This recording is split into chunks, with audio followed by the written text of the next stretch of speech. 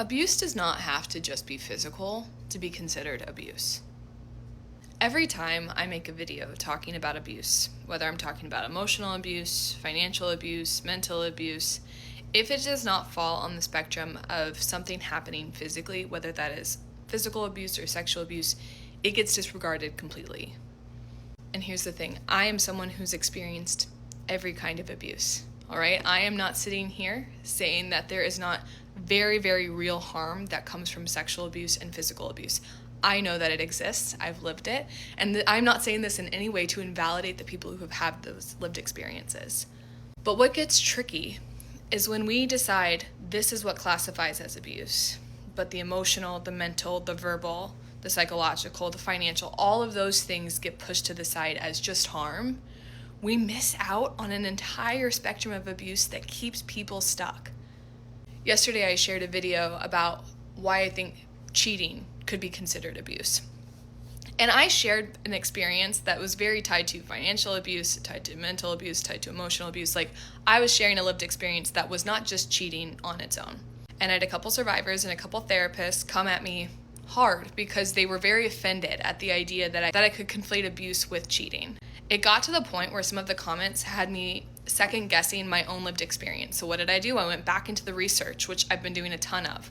I'm looking through articles. I'm scrolling all night trying to figure out well, did I go through what I thought I went through? And it really had me questioning for a second if what I experienced was real.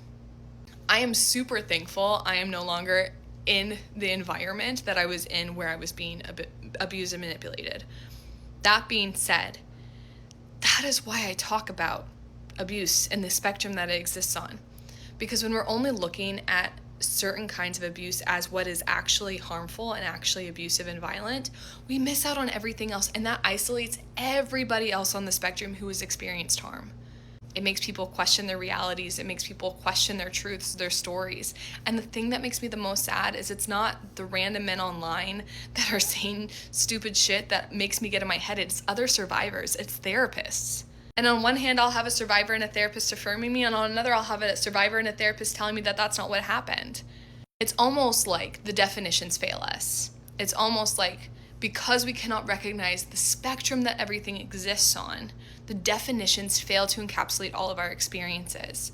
And sometimes things fall in this muddy gray space that because we don't have definitive language for, it gets missed. It gets normalized and it keeps people stuck.